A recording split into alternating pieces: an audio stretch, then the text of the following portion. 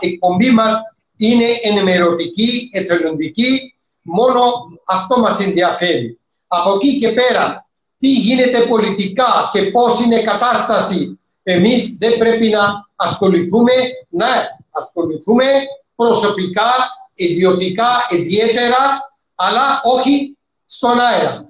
Και εσύ να προσέχεις όταν κάνεις σχόλια στο social media. Σε παρακολουθούν και δεν κάνει έτσι φανατικά πράγματα να αναφέρεσαι στα social media. Χαιρετισμού όλους τους φίλους Έλληνες που είναι στο reading και όλη την Ευρώπη όπου είναι Έλληνες. Χαιρετισμού όλους με πολύ αγάπη. Ελληνισμό είναι αρχαιότερα εδώ στην ιστορία μας και εμείς μεγάλωσαμε στα σχολεία μας την παιδαγωγή εκτός το δικό μας θρησκευτικό και ηθικό, κοινωνικό και μεγαλώσαμε, μάθαμε υποχρεωτικά ελληνική ιστορία στα σχολεία μας. Γι' αυτό αγαπάμε την Ελλάδα. Είναι δεύτερη πατρίδα μας. Και η Ελλάδα είναι φιλότιμη χώρα. Οι Έλληνες είναι φιλότιμοι. Αυτά τα πολιτικά θέματα θα υπάρχουν. Πάντοτε θα υπάρχουν. Αυτό δεν σημαίνει ότι εμείς εδώ οι Πακιστανοί, οι Μουσουλμάνοι που ζούμε και εργαζόμαστε εδώ στην Ελλάδα να είμαστε εχθροί για τους Έλληνες προς Θεού. Όποιος αυτό νομίζει κάνει μεγάλο λάθος. Δεν είναι φυσιολογικό άνθρωπος.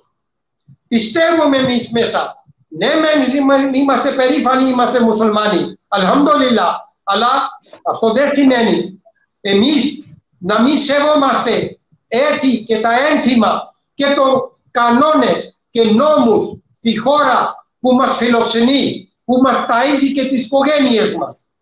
Εμείς αγαπάμε τους Έλληνες και είμαστε δίπλα σας.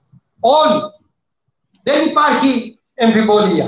Γι' αυτό όποιος κάνει διακρίση ή σήμερα στενοχαρέθηκα. Έχω ένα περιστατικό για το Ρανάσα. Στο Θεσσαλονίκη σε ταξί μέσα. Αυτό αναφέρω. Είναι ρατσισμό.